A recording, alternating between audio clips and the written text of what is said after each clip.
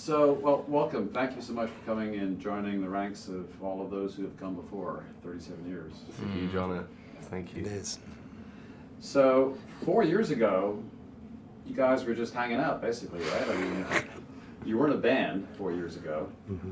This has been quite an adventure for the last 4 years. Do you ever have time to even stop and think about it? Not yet. No. Not yet. And I'm glad we don't as well, because I think it would sort of mess with our heads. I think we're sort of glad we've got each other, because we've all been together. Yeah. Little moment. Yeah, it's just kind of been a crazy 4 years. It's been kind of a whirlwind. Like when they say whirlwind, I think I understand what they mean now. But at the same time, I feel like we're in control. I don't feel like we're out of control. You know, I feel like we are doing what we really wanted to do in the first place, which is just play music together.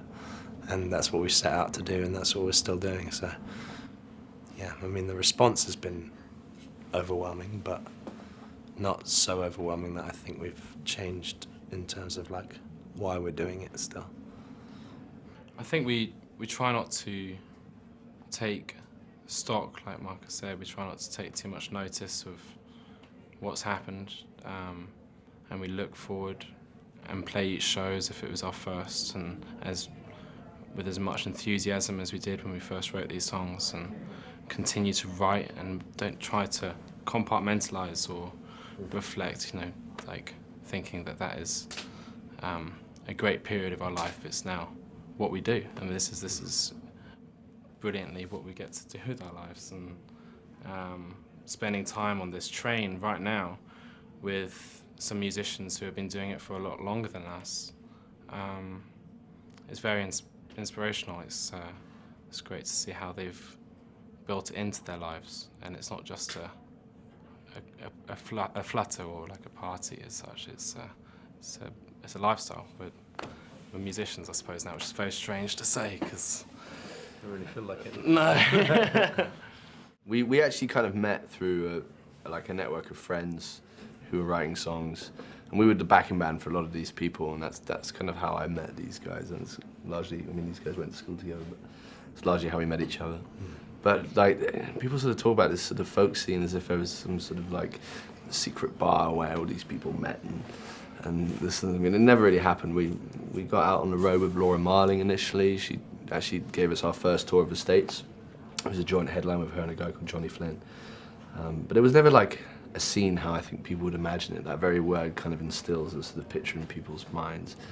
And it wasn't really like that, but... Not like the Greenwich Village folk scene of the 60s. Unfortunately not, yeah. Oh, really? But, Did you even think of your music as folk? no.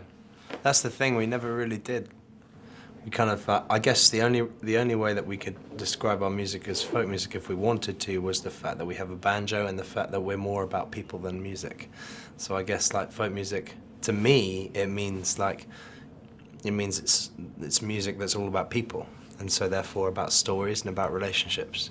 You know, I think, you know, the press has probably tried to pigeonhole folk music, and it's never worked because something new comes out that people always refer to as folk, just because someone's telling stories or using a banjo, you know. So like in that loose sense, I guess it's folk music. And I think I realise more and more that like we really depend on the people that we tour with to be able to tour, to be able to keep playing shows live. It depends which band we're touring with and what crew we have and what musicians we have playing with us on that tour, because it really is about people for us. And so if it's music about people, if that's how you define folk music, then yes, we're 100% folk music. But if you sort of define it by saying like, do we know all the traditional songs, or do we play exclusively acoustic instruments, then no, we're definitely not folk music. Yeah. So I guess we struggle a little bit with the feeling of people showing up being like, you're the band, you know, and like we never feel like, oh, you're the audience, you know. It's kind of like we're just people and we move in circles, and just because I have the stage right now doesn't mean that you'll have the stage later, or like, you know, it's just like always revolving. It's like revolving doors. And so we don't like the idea of, yeah, it's inclusive. We don't like the idea of some sort of like, we're not heroes and therefore hero worship is not something that we buy into. And so it's kind of like the inclusive deal. That's why we believe in the inclusive deal, because like, just because we have lights on us and microphones doesn't make us any more like abnormal than the next dudes. A lot of the music that has inspired us is by a multitude of bands who do pull that off, and it's in lots of different genres. There's a great band from the UK called the Maccabees that I think we all just feel that kind of involvement and passion towards, and you just want to hear the next line, or Arcade Fire, or whoever it is and whatever type of music they play. We're very keen that we, I guess, enjoy our music as much as the people who listen to our music. It's quite strange, the idea that you wouldn't, yeah. And the day that we stop enjoying it, and I think that will reflect exactly the same in our audiences as well. Like that they'd probably stop enjoying it. It's very much a level playing field. Yeah, I guess the literary sensibility in some of our songs comes from reading most of the time, thankfully. Books and that. It's a good gag. Yeah, I guess sometimes it's sort of like we're not the best writers in the world, and so sometimes we can look towards the best writers in the world to inspire our writing. And I think also that's how writers have always worked, and so we're not very bashful about that, to the point that we named our first album after a line from a Shakespeare play. Like, we're not bashful about being inspired by good writers, because I think good writers have always been inspired by good writers. And that's not saying that we're good writers, but we aspire to be. Like we really do. Like we really want to write well. And I think just like some of the great artists have looked back and seen what other people have done, and then worked from their own perspective, having taken that on board. I think we do that, and so yeah, some things that we read really inspire us to write better. And I was saying to my brother recently, I was like, I'm really struggling to write lyrics, and he was like, well, what are you reading? And it sort of clicked. It was like, I'm not really reading at the moment. He was like, well, then no wonder you can't write right now. From Shakespeare to Steinbeck. In fact, did Yes, you not compare touring to a Steinbeck? Yeah, at one point, the Travels with Charlie thing. Yeah, every tour has a life of its own. You don't want to box it in too much. It feels like that on this tour. The characters Definitely we've met, does. There's quite a few people on that train, and everyone's got their own story, so you're constantly learning. Is there a part of America you haven't really had a chance to explore much yet? You've only been to New Orleans once, right? Yeah, forgive me.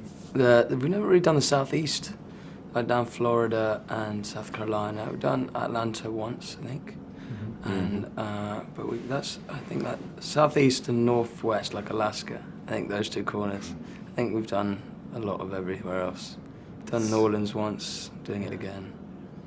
It's so vast, and we're so young as a band that we couldn't have been everywhere yet. But we intend to. We set out to. Yeah. It's taken us a year to be able to do AC Out. Like, this was such a treat.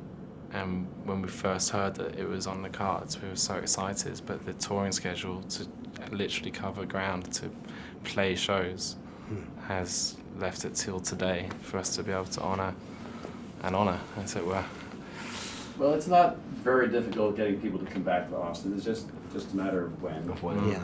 And scheduling and so forth. So that's a good note to end on. Yeah. Thank you, guys. Thank you very much. Terry. And we look forward to having you back. Thanks, That would man. be That would Maybe be after this amazing. next record or sometime. We'd love that. down the road. We would. We really would.